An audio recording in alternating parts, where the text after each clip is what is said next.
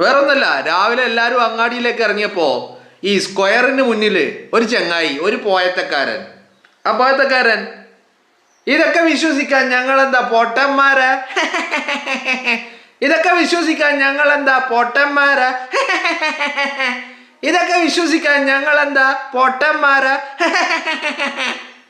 ഇതെന്നാ പറഞ്ഞുകൊണ്ട് അവിടെ നിന്നിങ്ങനെ ചിരിക്കുകയാണ്. അപ്പോൾ കണ്ടപ്പോൾ ആൾക്കാർക്ക് ആദ്യ കാഴ്ചയിൽ എന്താ കാര്യം എന്ന് മനസ്സിലായില്ല. പിന്നെ ഇത് തന്നെ തുടർന്നു കൊണ്ടിരിക്കുന്നത് കണ്ടപ്പോൾ പിടുത്തം കിട്ടി, എന്താണ് സംഭവം എന്നുള്ളത് മനസ്സിലായിട്ടുണ്ട്. എന്താണെങ്കിലും ആളെ കുതിരവട്ടത്തേക്ക് എത്തിച്ചിട്ടുണ്ട് എന്നുള്ളതാണ് പറഞ്ഞു കേൾക്കുന്നത്. സ്വാഭാവികമായിട്ട് നിങ്ങളും ചിന്തിച്ചു നോക്കി സഹോദരങ്ങളെ.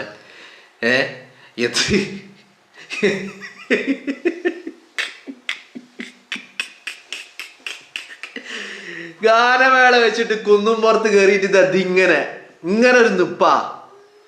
അപ്പോ പോയത്തക്കാരൻ ബാക്കിൽ ക്യാമറമാനെ സെറ്റാക്കിയിട്ടുണ്ടായിനി.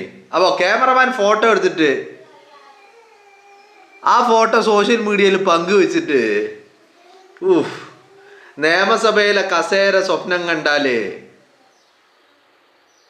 എടോ, ഈ ജനത എന്ന് പറയുന്നത് അവര് ഫുട്ബോൾ ടൂർണമെന്റ് വെച്ചാൽ അവരുണ്ടാവും.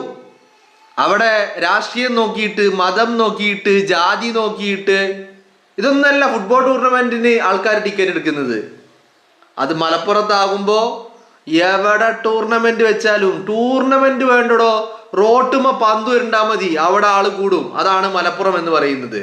ആ മലപ്പുറത്ത് ഫുട്ബോൾ ടൂർണമെന്റ് വെച്ചിട്ട് അതിൽ കാണാൻ വരുന്ന കാണികളെ നോക്കിയിട്ട് ഇങ്ങനെ നോക്കി നിന്നിട്ട് വെള്ളം ഇറക്കിയിട്ടുണ്ടാവും, വല്ല കാര്യമുണ്ടോ? ഇതുപോലെ തന്നെയാണ് മലപ്പുറത്ത് ഗാനമേളയും. ഗാനമേള, ഉത്സവം, ഫുട്ബോൾ ടൂർണമെന്റ് ഇതൊക്കെ കണ്ടു കഴിഞ്ഞാൽ മലപ്പുറത്ത് ആളുണ്ടാവും, അതിനാള് വരും. അത് ജാതി നോക്കിയിട്ട്, മതം നോക്കിയിട്ട്, പാർട്ടി നോക്കിയിട്ട്, വെക്കുന്നോന് ഏത് പാർട്ടിക്കാരനാ നോക്കിയിട്ട് ഇതൊന്നല്ല. അത് മലപ്പുറത്തിന്റെ ഒരു വികാര, അതിനാള് കൂടും. അപ്പൊ അത് നോക്കിയിട്ട് ആ വരുന്ന ആളെ കണ്ടിട്ട്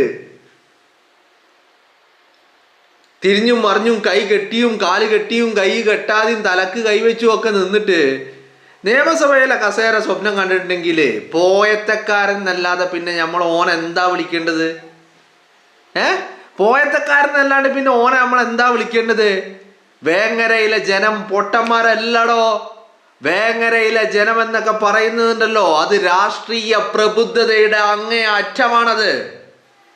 ആ ജനതയുടെ രാഷ്ട്രീയ ചിന്താഗതിയെ, അവരുടെ രാഷ്ട്രീയ ബോധത്തെ ഫുട്ബോൾ ടൂർണമെന്റ് കൊണ്ടും ഗാനമേള കൊണ്ടും വിലക്ക് വാങ്ങാൻ പറ്റൂല. മനസ്സിലായില്ലേ?